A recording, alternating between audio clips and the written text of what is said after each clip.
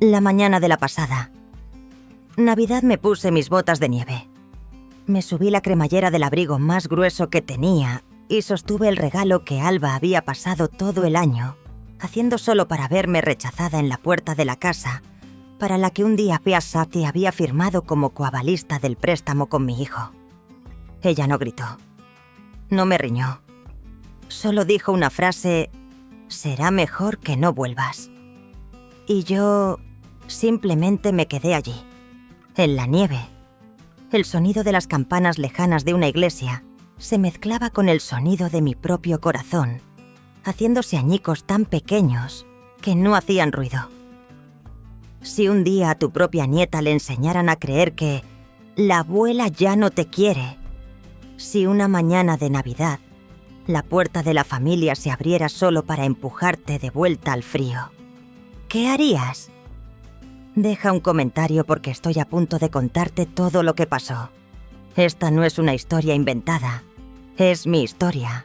No sé cómo se supone que debe reaccionar una mujer de 68 años cuando es rechazada por su propia sangre.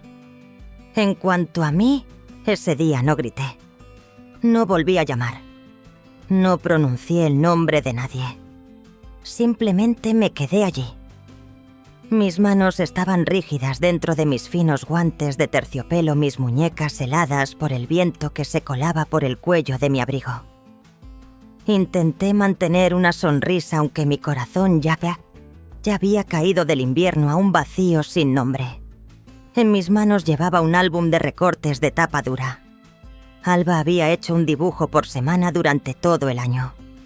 Desde la primera semana de enero, cuando me dibujó sosteniéndola junto a una ventana cubierta de nieve, hasta la semana más reciente, las dos plegando grullas de papel en el hospital. Cada dibujo llevaba la misma leyenda con trazos temblorosos de lápiz. «Te quiero, abuela». Lo había traído hoy porque Alba me había dicho: «La última página es para Navidad. Guárdalo tú, abuela. Quiero dártelo yo misma». Recuerdo la Navidad pasada. Ella de pie en un taburete de madera con un delantal demasiado grande, intentando estirar la masa de galletas de jengibre sin derramar harina por el suelo. Sostuve sus manitas entre las mías riendo, enseñándole a usar el cortador para que el hombre de jengibre no perdiera una pierna. Después pegamos calcomanías de copos de nieve en los cristales de las ventanas. Cuando terminamos se sentó con un suspiro y dijo: «Tú eres mi Navidad, abuela». Y sin embargo, un año después, la puerta no se abrió para abrazarme como solía hacerlo. Se abrió para bloquearme el paso. Allí estaba Verónica, bata de seda el pelo, sin peinar, sin maquillaje. Pero lo que me provocó un escalofrío no fue su apariencia, sino sus ojos. Me miró como si yo fuera una cartera que se ha equivocado de dirección. Una extraña, innecesaria. No hubo un «Hola, mamá», ni un «Feliz Navidad». Solo distancia. Podía oír la voz de Alba desde dentro. «Es la abuela Mami. Es la abuela Isabel». Su voz sonaba ahogada por una pared. O por un adulto. Incliné la cabeza tratando de ver el interior, pero Verónica movió el hombro para bloquear mi vista. Se ajustó la bata como si temiera que yo pudiera hacer algo inapropiado. No estaba enfadada, ni avergonzada. Solo sentí que algo dentro de mí se rompía como un plato que cae de un estante alto y nadie oye romperse. Le ofrecí el álbum de recortes, con ambas manos cuidadosamente. «Alba ha estado dibujando en esto todo el año. Esperaba que pudieras dárselo». Verónica no lo cogió. Solo le echó un vistazo como si fuera un recuerdo sin valor. «Gracias. Pero a partir de ahora, Alba tendrá un tipo de Navidad diferente». Luego añadió: «Será mejor que no vuelvas». No recuerdo si asentí o si simplemente me quedé allí en silencio. Pero me fui todavía aferrada al álbum. El viento soplaba con más fuerza mientras me daba la vuelta para marcharme. Abrió de golpe la primera página del álbum, el dibujo de Alba, y yo sentadas bajo el árbol de Navidad, con un fuego crepitante en la chimenea detrás de nosotras y el aire oliendo a galletas recién horneadas. No lloré, no delante de esa puerta, simplemente caminé. Cada paso en la nieve producía un crujido como el de mi propio corazón rompiéndose. Abrí la puerta de mi coche, coloqué el álbum en el asiento del copiloto y la cerré. Cuando miré hacia atrás por última vez a través del parabrisas, pude ver las luces de Navidad todavía parpadeando en la ventana del primer piso, el lugar exacto donde las había colgado el año pasado. Nadie salió a verme marchar. Nadie gritó mi nombre. Solo había un árbol bellamente iluminado en una casa que ya no tenía sitio para mí. Te contaré el resto, pero antes tengo que preguntarte con sinceridad si hubieras sido yo esa mañana, ¿habrías llamado una vez más? Llegué a casa después del anochecer y no encendí las luces. La llave hizo un sonido seco y rasposo en la cerradura.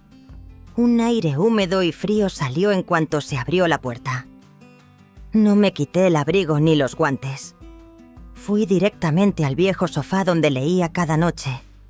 La espalda de mi abrigo todavía estaba húmeda por la nieve derretida pegándose a la tela del sofá, pero ya no sentía el frío.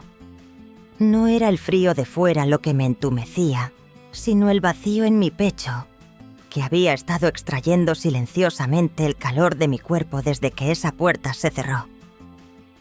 Abrí una botella de Merlot a medio terminar de la semana pasada y me serví una copa pequeña. No porque quisiera emborracharme, solo necesitaba algo para llenar el silencio. Encendí la vieja radio de la cocina en una emisora navideña. La voz de Frank Sinatra canturreaba débilmente a través del altavoz crepitante «Have yourself a merry little Christmas». Pero la apagué. No podía soportar esa alegría fuera de lugar. Coloqué el álbum de Alba en mi regazo, acariciando cada página como si estuviera tocando un recuerdo. De enero a diciembre, cada página era un trozo de mí que se había quedado en ella. Me detuve en marzo, donde Alba nos había dibujado plegando grullas de papel en el hospital. Esa página me hizo un nudo en la garganta. Ese fue el día en que falleció mi anciana vecina. Alba me había preguntado: «Abuela, ¿a dónde va la gente cuando muere?». Y yo le dije: «Se convierten en grullas de papel si los recordamos el tiempo suficiente». Alba plegó 10 y las pegó por toda mi pared. «Para que no olviden el camino de vuelta», había dicho.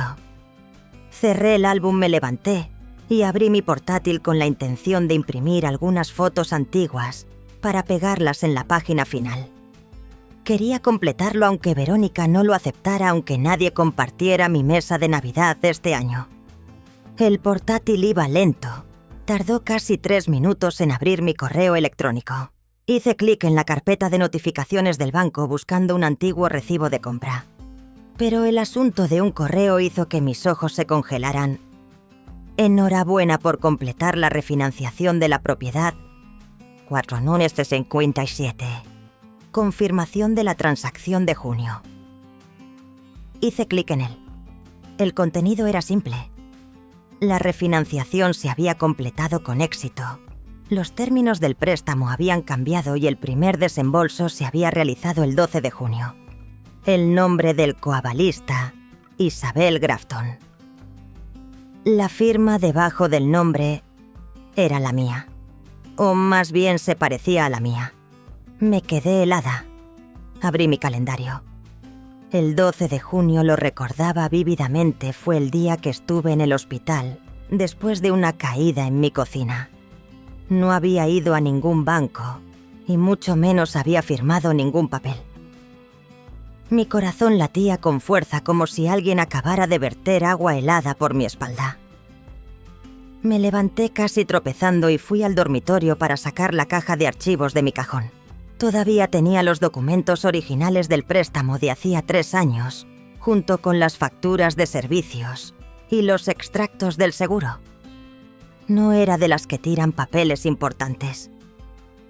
Tardé casi 10 minutos en encontrar el nuevo archivo dentro. Había un acuerdo de refinanciación de hipoteca que nunca había visto. El papel era fino y blanco, la tinta fresca con un código de transacción y un número de contrato. Miré la línea, firma del coprestatario, Isabel Grafton. Luego miré la firma.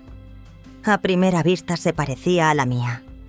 El trazo largo, la inclinación hacia la derecha, incluso la pequeña floritura en la jeje, que usaba desde mis días de maestra. Pero yo lo sabía, esta no era mi letra. A la floritura le faltaba profundidad, el trazo era un poco inestable y le faltaba la presión firme al final de la línea que tenía mi firma real. La miré fijamente, cerrando y abriendo los ojos. Seguía igual. Alguien había falsificado mi firma. Dejé el papel sobre la mesa. Me temblaban las manos. No de miedo, sino de una sensación de violación.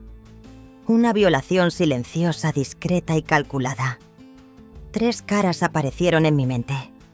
Verónica con sus ojos indiferentes y sus labios apretados. Javier, mi hijo, que una vez me envió un mensaje de texto. Es solo papeleo, mamá, no le des más vueltas. Y Alba, la única persona en esa casa que todavía conservaba mi imagen en sus dibujos. No quería creerlo. No quería sacar conclusiones precipitadas. Pero yo, más que nadie, conocía mi propia firma.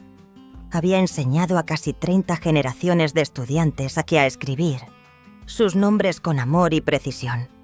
No podía dejarme engañar por una imitación tan débil. Me hundí en una silla con la mano todavía apoyada en el borde del archivo. La casa estaba tan silenciosa que podía oír el tic-tac del segundero del reloj de pared. No lloré, no entré en pánico, pero sentí como si alguien hubiera torcido silenciosamente una parte de mi confianza, deliberadamente. Escena final. Doblé el archivo y lo dejé a un lado. Sentada bajo la tenue luz de la cocina, volví a mirar la firma falsificada. Era como mirar directamente a una traición silenciosa. No hacía falta gritar, no hacía falta una bofetada. Solo bastaba una línea torcida de tinta, una línea que podría haber cambiado el curso de toda una familia. Me quedé sentada mucho tiempo después de descubrir la firma falsificada sin hacer nada. Sin hablar, sin llorar, sin llamar a nadie. La luz de la bombilla de la cocina proyectaba un brillo sesgado sobre la mesa, iluminando el desordenado montón de papeles. Solo una pregunta se repetía en mi cabeza, como un monótono tamborileo. ¿Por qué yo? En ese momento, no sabía por dónde empezar. Todo lo que sabía era que necesitaba a alguien que entendiera de leyes de documentos y de mí. La primera persona que me vino a la mente fue Teresa. Fuimos juntas al instituto hace más de 40 años. Había trabajado como contable en un banco local durante casi 3 décadas. El tipo de persona que guarda cada recibo, cada factura, todo codificado por colores y archivado. Solíamos ser cercanas, pero el tiempo, la distancia y la vida tienen una forma de llevar a la gente por caminos diferentes. Cogí el teléfono y busqué en mis contactos antiguos. Teresa todavía tenía teléfono fijo. Llamé. Después de 2 tonos, una voz respondió. Dudé un segundo y luego dije: Teresa, soy yo... Isabel. Un breve silencio. Luego soltó una risa gutural y familiar. Cielo santo, hace 3 años que no me llamas. Así que sé que esto tiene que ser importante. No pude reírme con ella. Solo respondí en voz baja. Necesito los ojos de alguien que ha leído cientos de firmas. Teresa no hizo más preguntas. Solo dijo: tráete los papeles. Pondré agua para un té de canela. La casa de Teresa estaba al final de una calle tranquila a media ladera, con una valla blanca a medio pintar y un banco de madera desgastado en el que me había sentado años atrás. La puerta se abrió mientras aparcaba como si hubiera estado esperando. Dentro el olor a canela cáscara de naranja seca y un toque de vainilla me hizo sentir como si hubiera retrocedido a los inviernos de mi juventud. No nos abrazamos. No lo necesitábamos. Algunas amistades no requieren demostraciones. Me senté en la mesa de su cocina donde la cálida luz amarilla brillaba sobre la madera vieja y rayada. Sirvió té en una taza y se sentó frente a mí. Sin charlas triviales, sin sorpresa fingida. Saqué la pila de papeles de mi bolso y los extendí con cuidado. El acuerdo de refinanciación, el escaneo del correo del banco y el contrato original de hacía 3 años. Teresa se puso las gafas, ajustó la lámpara de lectura y se inclinó. Sus manos eran delgadas con venas azules, pero sus movimientos eran decididos y precisos como alguien que ha pasado toda una vida manejando números y sellos. No dijo nada durante los primeros 5 minutos. Solo escaneaba trazando cada palabra, cada trazo de tinta. Cuando finalmente levantó la vista, su voz era muy suave. Isabel, esta no es tu firma. Y si no recuerdo mal, tú todavía estabas en el Hospital San Juan el 12 de junio. Asentí con la voz ronca. Me visitaste a las 3 de esa tarde. Ella asintió. Luego habló lentamente pronunciando cada palabra. Si esto se verifica, la persona que lo hizo ha cometido un delito grave. Esto es suplantación de identidad en una transacción financiera legal. La oí, pero todo lo que pude registrar fue el suave chasquido del calentador. Teresa se inclinó de nuevo. Sacó un documento de un cajón, el antiguo acuerdo hipotecario que yo había firmado aquel con el que ella me había ayudado. Colocó las 2 firmas una al lado de la otra. Mira aquí. El bucle inicial de tu I siempre es más alto que el segundo. En esta es al revés. Y aquí la G de Grafton no está completamente cerrada y el trazo final se corta abruptamente. No sabía si debía sentirme enfadada o agradecida. Solo me sentía vacía. Teresa continuó con voz firme. Una vez tuve una clienta también viuda que vivía sola. Su nuera falsificó su firma para sacar un préstamo de 200.000 euros para una inversión. Solo salió a la luz cuando la inversión fracasó. Tuvo que vender su casa y mudarse a otra comunidad. Solté un largo suspiro. Teresa frunció los labios. Tú aún no has llegado a eso. Pero no dejes que vaya más lejos. Mi consejo: denúncialo primero a la Oficina de Atención al Consumidor. Luego, si es necesario, emprende acciones legales. Me hizo una copia de mi firma original, la dobló con cuidado y la sujetó al expediente. Le di las gracias. Con todas las palabras que no había dicho en años. Antes de irme, me miró entrecerrando los ojos. ¿Sabes qué es lo que más me entristece? Me di la vuelta. Ella continuó. Son las mujeres como nosotras que empezamos a pensar que ya no importamos. Y como pensamos eso, dejamos que otras personas usen nuestros nombres sin siquiera preguntar. Cuando llegué a casa, encendí la luz de la cocina, me preparé una infusión de menta y me senté a la mesa. Todo estaba exactamente como lo había dejado. Pero algo había cambiado. Era como si acabara de reclamar un trozo de mi dignidad que me habían robado no con ruido ni sangre, sino con tinta y papel que llevaban el peso de toda una vida de confianza. Fui a la estantería y cogí el álbum de recortes de Alba. En la contraportada pegué una nota adhesiva. Tenía solo 3 palabras. No más silencio. No estaba escrito para nadie más. Era para mí. Un voto silencioso. Si alguien pensaba que me quedaría callada, debería saberlo. Había vivido una vida tranquila, pero nunca fui una persona que se rinde. La llamada llegó un martes por la tarde. El cielo estaba nublado y el viento susurraba en las cortinas. Estaba sentada en la cocina sosteniendo una taza de té frío que no había tocado. Sonó el teléfono fijo, su timbre un poco desafinado por los años, pero el sonido era claro. Lo cogí. Al otro lado había una voz de mujer familiar, pero tardé un momento en ubicarla. Señora Grafton, soy Luisa. Parpadeé. Luisa, la auxiliar de la clase de Alba. Nos habíamos sentado juntas en las reuniones de padres y profesores. Una vez horneamos galletas juntas para una recaudación de fondos del colegio. Incluso le enseñé mi receta de magdalenas de calabaza y queso crema. Hola, Luisa. Ha pasado tiempo. Su voz bajó a un susurro. Siento llamar así de repente, pero creo que deberías saber algo. Quizá no sea asunto mío, pero no puedo dejarlo pasar. Me enderecé en la silla. Podemos vernos en el aparcamiento detrás de El Corte Inglés, nuestro sitio de siempre. No tardaré mucho. Media hora después estaba aparcada en el rincón más alejado del parking, cerca de unos arces desnudos. Hacía frío.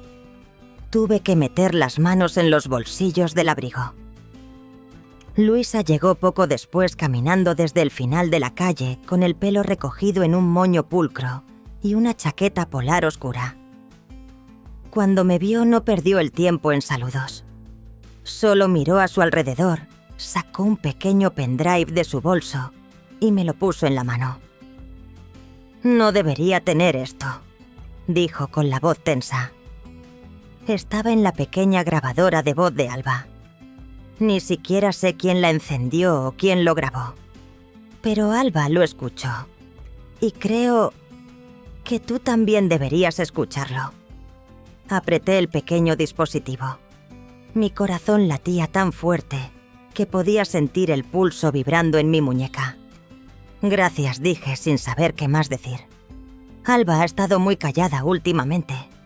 Y desde ese día no ha vuelto a dibujar. Cada vez que le pregunto por ti sonríe, pero ya no hay luz en sus ojos. Luisa me dio un rápido apretón en el hombro y luego se alejó. No preguntó qué haría con la grabación. No me dijo que tuviera cuidado.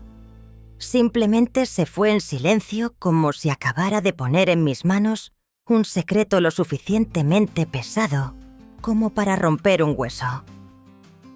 Fui a casa, saqué mi portátil y conecté el USB. Un único archivo apareció en la pantalla. Grabación voz Alba umnietos.wav. Hice clic en reproducir. Los primeros segundos eran solo crujidos, probablemente Alba jugando con el dispositivo. Luego su voz se oyó pequeña, casi un susurro. Mami, la abuela Isabel ya no me quiere, silencio. Mami. Luego la voz de Verónica, baja, clara e inconfundible. Te ha abandonado, cariño. Ahora está ocupada viviendo su propia vida. No pienses en ello. Vale, pausé la grabación. No podía escuchar más, pero tampoco podía apagarla. Me quedé sentada sin parpadear con las manos flácidas en mi regazo. Todavía podía oír la pregunta de Alba resonando en mis oídos. Una pregunta que ningún niño debería tener que hacer jamás. La abuela Isabel ya no me quiere. Me levanté y fui a la sala de estar. Cogí el álbum de recortes que me había hecho. Lo abrí, cada página era un suspiro del año pasado. La página de marzo, de junio, de agosto. Luego me detuve en la más reciente, un dibujo que una vez me había hecho sonreír. Ya no. Alba se había dibujado a sí misma de pie dentro, junto a la ventana, una pequeña figura azul con una cara triste. Fuera estaba la nieve y una silueta humana incolora, solo un contorno de lápiz desvaído que se alejaba. sin rostro, sin nombre, nadie llamándola. Solo distancia. Encendí la lámpara del escritorio y saqué una silla. Coloqué el álbum de recortes sobre la superficie de madera, junto a un cuaderno en blanco. Tenía la intención de escribir algo, cualquier cosa, para sacarlo de mí. Pero mi mano permaneció inmóvil sobre el dibujo, sobre la cara de Alba, sobre los ojos de una niña cuya verdad estaba siendo retorcida por un adulto. Había estado enfadada por haber sido apartada de la vida de mi hijo, enfadada por haber sido borrada de la Navidad, enfadada porque mi firma había sido falsificada. Pero esa ira no era nada comparada con el dolor de darme cuenta de que esa niña creía que su abuela ya no la quería. Había pensado en llevar la falsificación a los tribunales. Había pensado en demandar, en montar una escena. Pero ahora no estaba tan segura, porque nada de esto trataba ya de dinero o de una casa. Trataba de una niña siendo engañada con palabras enfermizamente dulces. No escribí nada. Simplemente me quedé sentada. Mi mano descansaba sobre el dibujo, sobre el contorno tembloroso de la abuela de Alba de pie fuera de la puerta otra vez. No porque quisiera estar allí, sino porque alguien estaba decidido a mantenerla allí. Me quedé mirando el expediente legal durante la mayor parte de la mañana siguiente. Los papeles eran planos y blancos, pero se sentían como metal frío contra mi piel. Había planeado llamar a un abogado. Tenía toda una estrategia en mi cabeza para la confrontación, la presentación y el litigio. Pero entonces me pregunté, ¿ganar un juicio haría que Alba confiara en mí de nuevo? Doblé el expediente. No lo rompí. No sentí la necesidad de destruirlo. Simplemente lo até con una cinta roja del tipo que solía usar para los regalos de Navidad y lo coloqué en la parte superior de mi estantería sobre una pila de novelas antiguas de Steinbeck y Morrison. Una batalla legal no puede borrar una mentira del corazón de un niño. Me susurré como si hablara con mi yo más joven, la que creía que la justicia era rápida, afilada y recta como el filo de una navaja. Pero ahora sabía que algunas verdades no necesitan ser ganadas, solo necesitan ser escritas en el lugar correcto. Llamé a Clara, la joven periodista que una vez había sido mi alumna en una clase de arte del instituto. Tenía una columna en el diario digital local llamada Contracorrientes, donde escribía sobre dinámicas familiares complejas. Le pedí que nos viéramos para tomar un café. Clara llegó puntual. Igual que siempre, abrigo de lana gris, el pelo en un moño suelto, un cuaderno en una mano y un rotulador negro en la otra. Tan pronto como se sentó, dijo: «Usted me enseñó a usar las acuarelas para expresar emociones. Ahora yo uso las palabras para hacer lo mismo». Sonreí, pero no respondí. Simplemente abrí mi bolso y saqué cada pieza de la historia. No adorné, no culpé, no creé un melodrama. Solo conté la verdad pieza por pieza, detalle por detalle. Ella no interrumpió ni reaccionó de forma exagerada. Solo escuchó. Le di el USB con la grabación. Clara se puso los auriculares y se quedó perfectamente quieta hasta que terminó. Cuando se los quitó, sus ojos estaban un poco rojos. No se los secó ni apartó la mirada.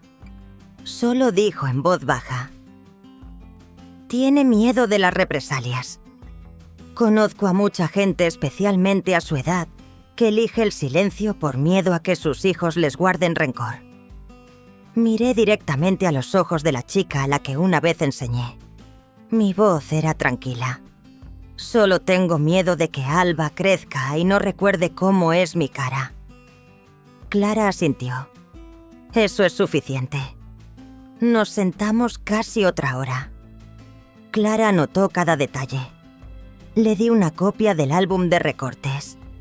En él estaba la página donde Alba me había dibujado leyendo un libro, mientras ella dormía con la cabeza en mi regazo, una imagen que nunca sucedió en realidad, pero que Alba me dijo cuando me lo dio, ojalá pasara algún día.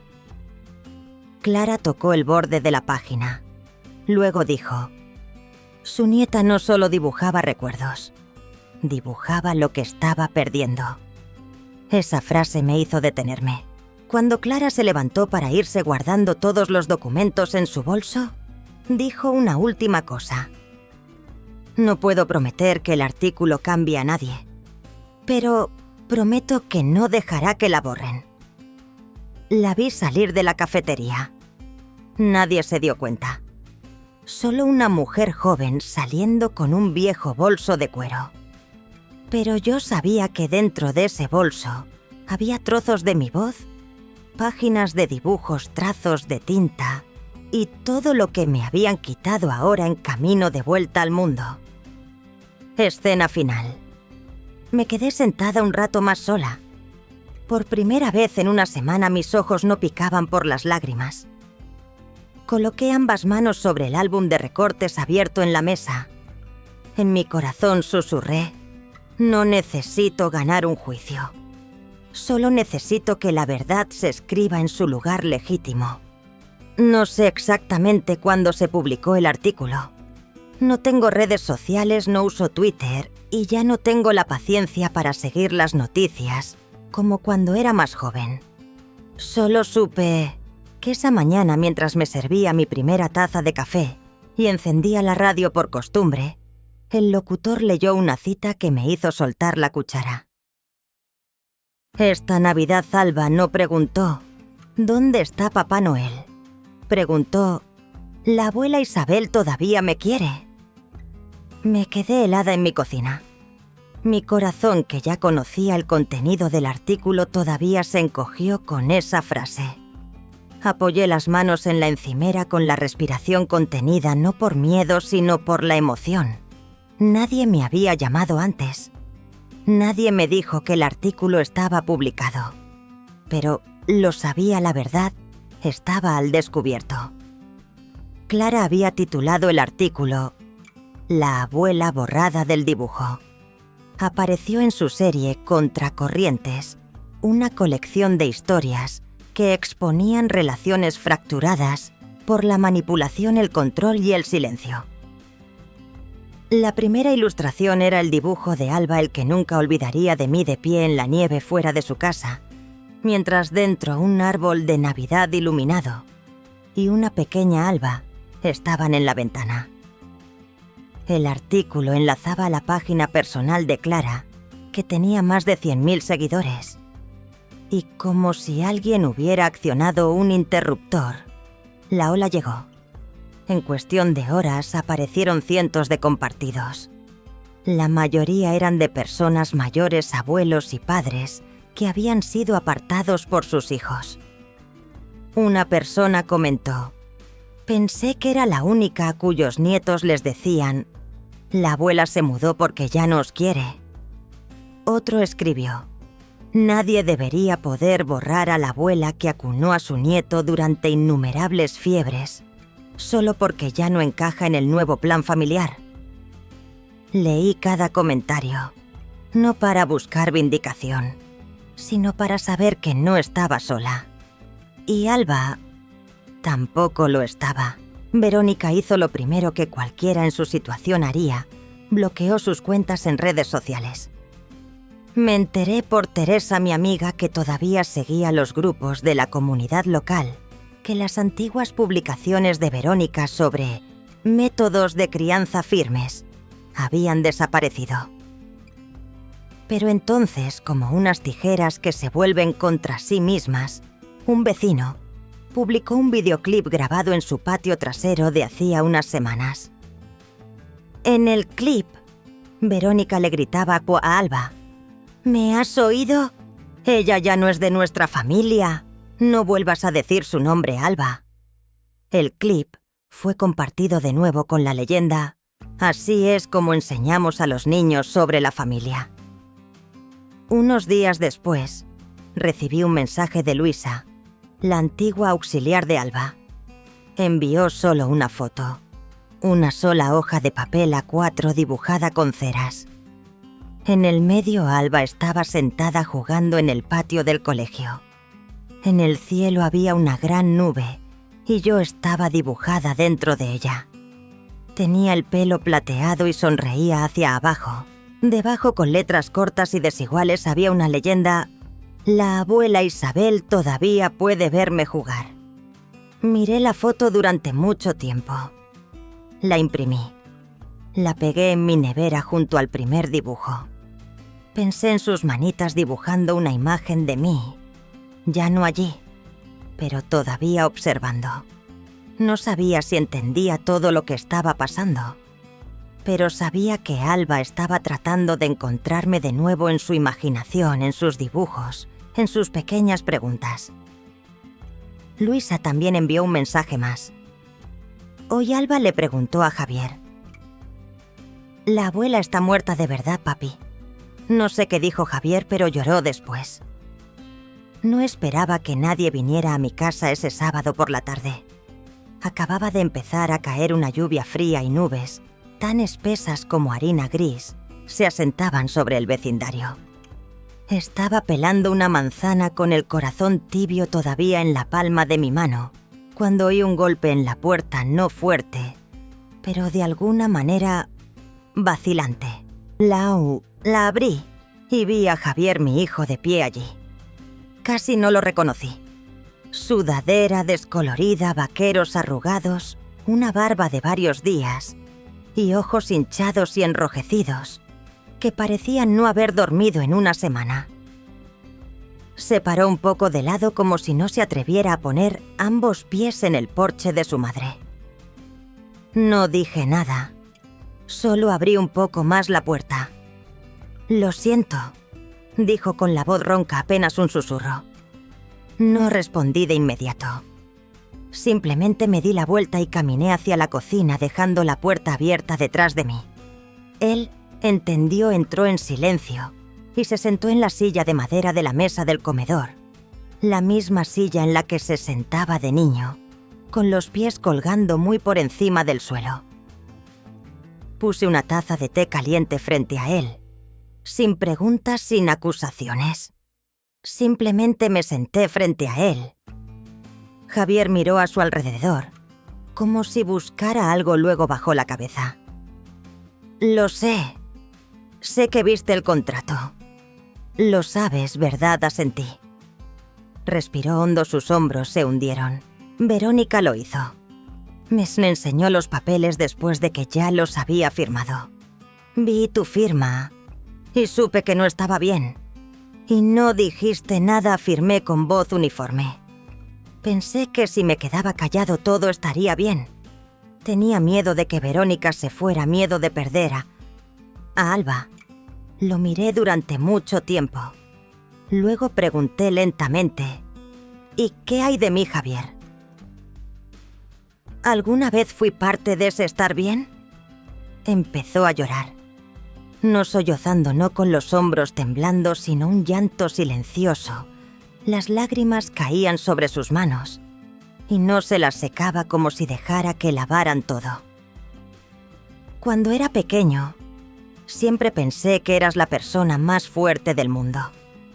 Podías arreglar cualquier cosa, responder cualquier pregunta. Fuiste la primera persona a la que le conté que gané el concurso de redacción. Y ahora soy el que te ha convertido en el hazme reír, respiró. No lloré. Quizás porque mis lágrimas se habían secado hacía mucho tiempo, pero sentí que una parte de mi corazón se ablandaba. No era perdón, todavía no, pero una comprensión de que él seguía siendo mi hijo. Torpe y débil, pero todavía mío. Me levanté, fui a la estantería y saqué el primer álbum de recortes que Alba había hecho, el que había guardado como un pedazo de mi corazón. Lo abrí en la última página, la que nunca se había terminado. Colocándolo sobre la mesa, lo empujé suavemente hacia Javier. «Ayúdame a terminar esta página». Tocó el borde del papel y asintió sin palabras. Una semana después, Javier regresó trayendo un pequeño regalo envuelto en papel de periódico. Lo abrí. Era un teléfono azul para niños con un solo botón programado para llamar a un único número, el mío. Alba aún no lo sabe, dijo Javier. Quiero que sea ella quien te llame, cuando esté lista, sin que nadie interfiera. Sostuve el teléfono en mi mano como si fuera un frágil salvavidas en un océano oscuro. Asentí. Esa noche, mientras doblaba toallas en la sala de estar, el teléfono sonó. El timbre era corto y metálico como un juguete. Miré la pantalla sin nombre, sin número, solo la palabra SOP Alba. Respondí respirando hondo. Su voz llegó pequeña y temblorosa. Abuela, ¿todavía te acuerdas de mí? Tragué el nudo en mi garganta, aferrando el teléfono como si temiera que su voz desapareciera. Me acuerdo de ti cada día, Alba. Estoy contigo cada vez que dibujas. Una breve pausa. Luego Alba dijo más claramente: entonces te dibujaré otra vez. Te dibujaré muy, muy grande, para que ya no estés escondida. Me senté allí sosteniendo el teléfono contra mi mejilla, mi corazón sintiendo como si acabara de escuchar una vieja canción cuya melodía Fika había olvidado. Alba no había dicho «te echo de menos» o «te quiero», pero esa frase fue suficiente. Escena final. Abrí el álbum de recortes y saqué una página nueva y en blanco. En la esquina escribí: la próxima vez Alba dibujará a su abuela, no escondida, no fuera, ya no borrosa. Entonces sonreí. Una pequeña sonrisa, pero una de verdad. El nuevo piso de Javier estaba al final de la calle de los Fresnos, en un complejo de apartamentos tranquilo pero envejecido. El edificio de 3 pisos tenía la pintura beige desconchada, una escalera exterior ligeramente oxidada y algunos baches en el aparcamiento. Pero nadie molestaba a nadie. Y para nosotros, en ese momento, un lugar lo suficientemente tranquilo para empezar de nuevo era todo lo que importaba. El apartamento tenía 2 dormitorios, una pequeña sala de estar, una cocina en forma de L y una ventana que daba al césped, compartido entre los edificios. Sin balcón, sin chimenea, sin árbol de Navidad. Pero tenía su propia llave, una cerradura resistente y suficiente espacio para que Alba y yo pusiéramos una alfombra nueva y empezáramos de nuevo, con páginas en blanco. Javier me pidió que me quedara unas semanas mientras él trabajaba y organizaba su horario de custodia con Alba. No me negué. No porque quisiera interferir, sino porque esa niña necesitaba un ritmo constante para redibujar las líneas que se habían cortado. El primer día Alba corrió por el apartamento como si la hubieran soltado en un campo abierto. Usó cinta adhesiva para colgar sus dibujos por todas las paredes vacías, uno de nosotras 2, bajo un paraguas morado bajo la lluvia. Mi favorito, otro de los 3, yo, Alba y Javier sentados en el pequeño sofá que no habíamos tenido tiempo de retapizar. Alba dijo: nuestro sofá es un poco feo, pero es seguro sentarse en él. Convertí el dormitorio más pequeño en un espacio para que ella y yo compartiéramos por la noche. Compramos una litera de madera de segunda mano en Wallapop. Alba dormía así, arriba y yo abajo. Colgó una pequeña tarjeta del lado de su cama que decía: la abuela Isabel ya no se ha ido. En nuestra segunda noche allí nos sentamos en la sala de estar plegando grullas de papel. Los 3 bajo la tenue luz amarilla con las manos pegajosas de pegamento y papel de colores. Mientras plegaba, Alba dijo: «Estas grullas volarán hacia las personas que no tienen abuela». Le pregunté: «¿Por qué a las personas que no tienen abuela?». Respondió muy seria: «Porque los que sí tienen ya son felices. Los que no necesitan un poco de magia extra». Hicimos 23. Las unimos en una larga guirnalda y la colgamos junto a la mesa del comedor, justo debajo de la vieja y parpadeante luz fluorescente.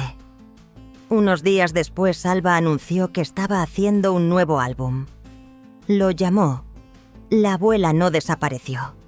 Esta vez no usó una tapa dura prefabricada, sino que cogió cartulinas de colores, cortó los bordes con tijeras en zigzag y pegó una pequeña nota con un estampado de lavanda. En la portada añadió el primer selfie que nos habíamos hecho en meses. Mis ojos estaban medio cerrados por el sol, mientras ella sonreía de oreja a oreja con las mejillas tan regordetas como bollos dulces. Le pregunté a Alba, ¿qué quieres volver a dibujar? Inclinó la cabeza. No volver a dibujar. Dibujar lo siguiente. Esa noche, mientras doblaba una manta, vi a Alba sentada en su pequeña mesa, con un lápiz de cera azul en la mano en completo silencio. Después de casi 10 minutos habló. «Abuela, ¿qué pasa, cariño? Si ya no creo a mamá, ¿eso es malo?» Me quedé helada. No por la pregunta, sino por la mirada en sus ojos. Unos ojos que buscaban una salida de un laberinto de palabras de adultos que no entendía del todo, pero que en el fondo sabía que estaban mal. Me senté a su lado y puse mi mano en su hombro. No creer una mentira no te convierte en una mala persona, Alba. Solo te hace más fuerte. No respondió. Solo se apoyó en mí sus pequeños hombros.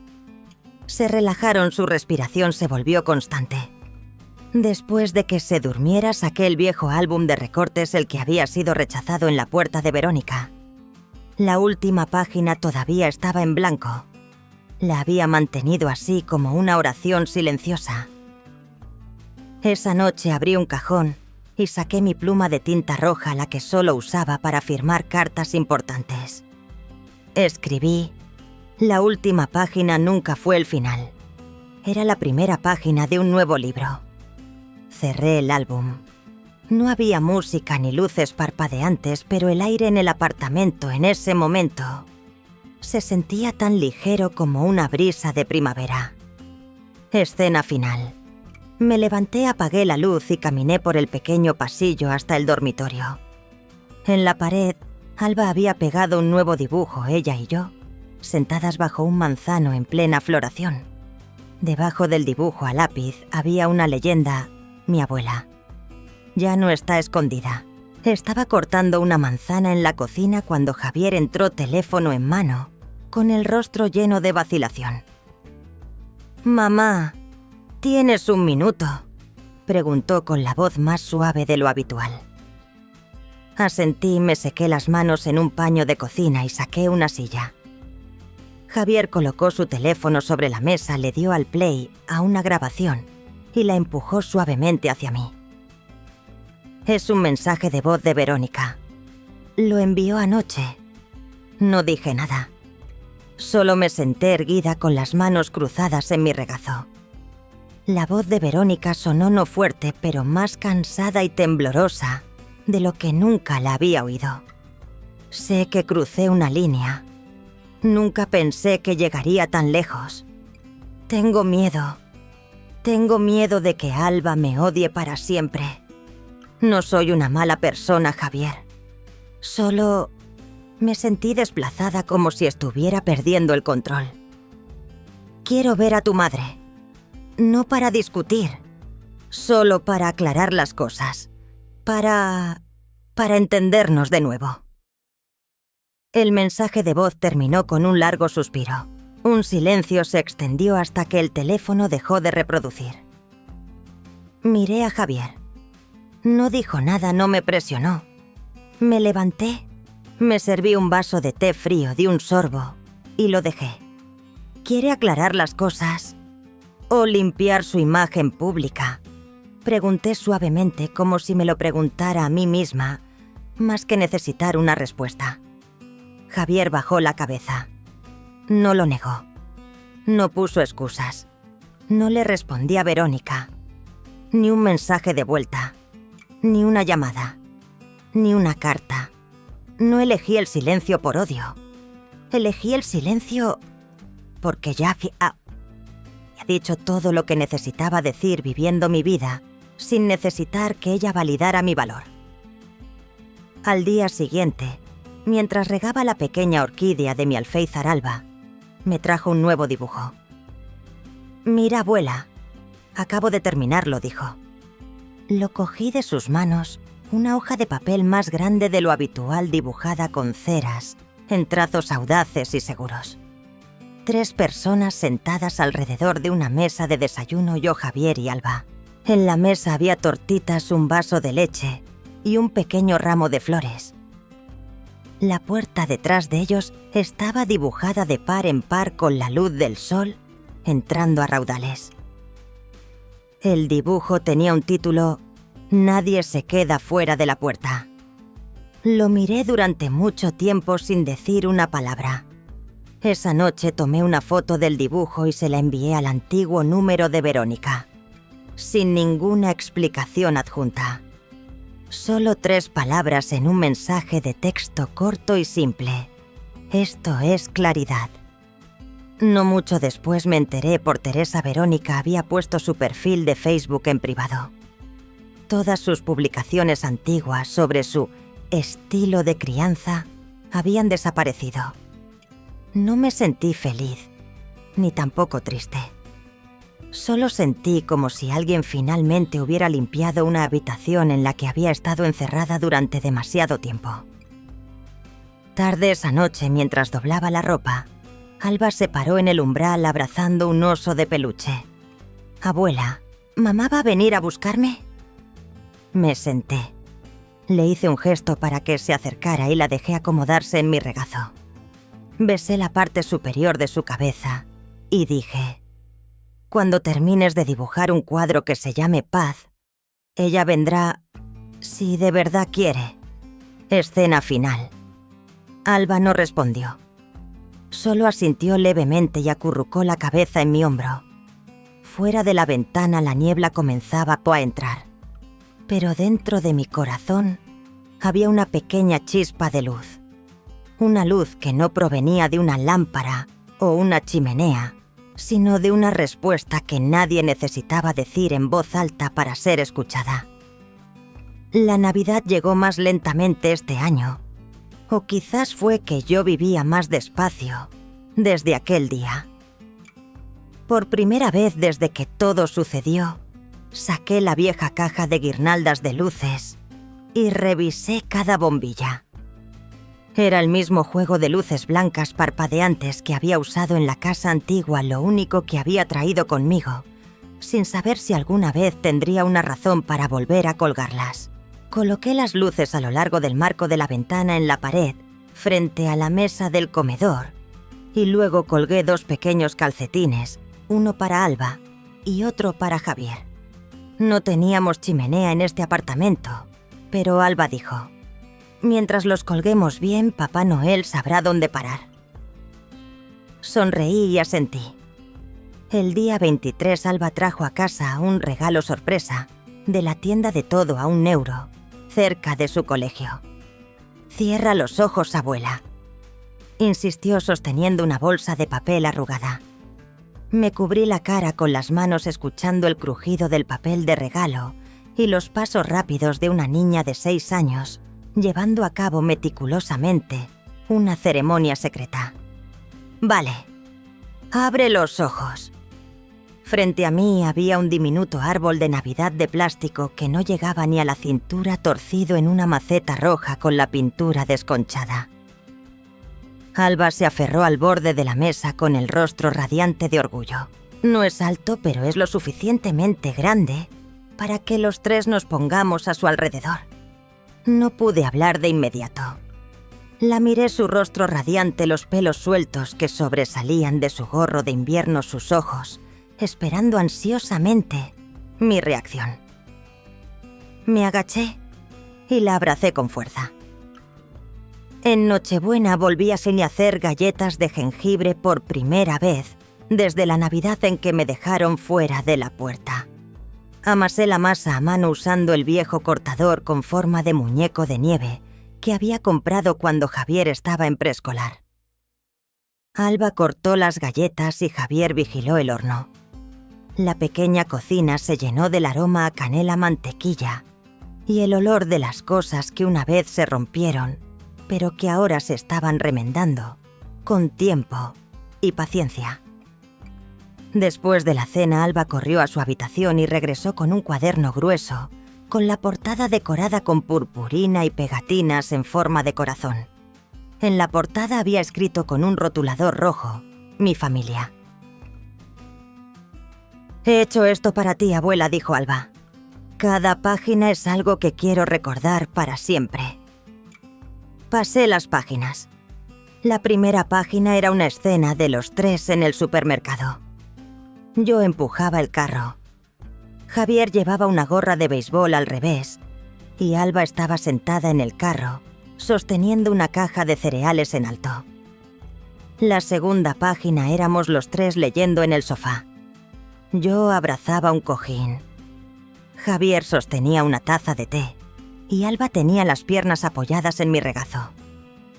La página siguiente mostraba a Javier arreglando el fregadero de la cocina, yo de pie con las manos en las caderas y Alba sosteniendo un martillo de juguete como una superheroína.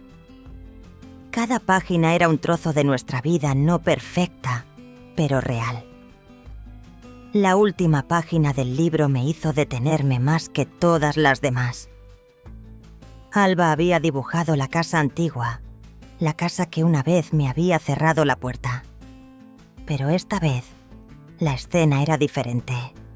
Los tres estábamos de pie frente a la verja. Yo sostenía la mano de Alba. Javier estaba a nuestro lado sosteniendo una galleta de jengibre. Detrás de nosotros, la puerta principal estaba abierta de par en par. Una cálida luz amarilla se derramaba desde el interior. En la parte inferior, con un rotulador azul desordenado, había una leyenda: «Esta vez la puerta está abierta». Sostuve el dibujo con el corazón suavemente oprimido. No era dolor, sino una tierna presión, como cuando miras una cicatriz que finalmente ha sanado.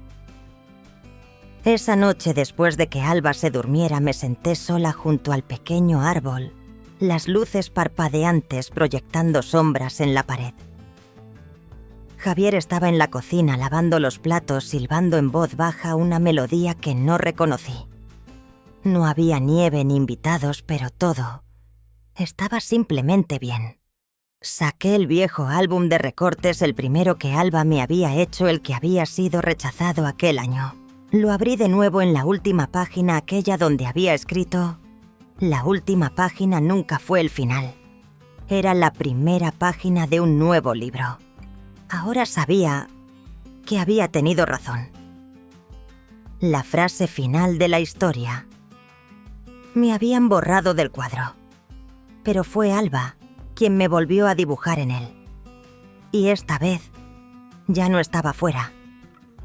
Si todavía estás aquí leyendo estas últimas líneas, probablemente has caminado conmigo a través de todo este viaje desde aquella mañana de Navidad hasta el momento en que Alba me volvió a dibujar en el cuadro. No soy especial. No soy mejor que nadie. Solo soy una abuela, una madre que dio un paso atrás. Muchas veces guardó silencio, muchas veces, y creyó durante demasiado tiempo que el silencio es la forma de mantener la paz. Pero entonces me di cuenta de algo que quizás a todas las personas de mi edad nos lleva demasiados años entender. El sacrificio nunca debería significar borrarse a una misma de la historia.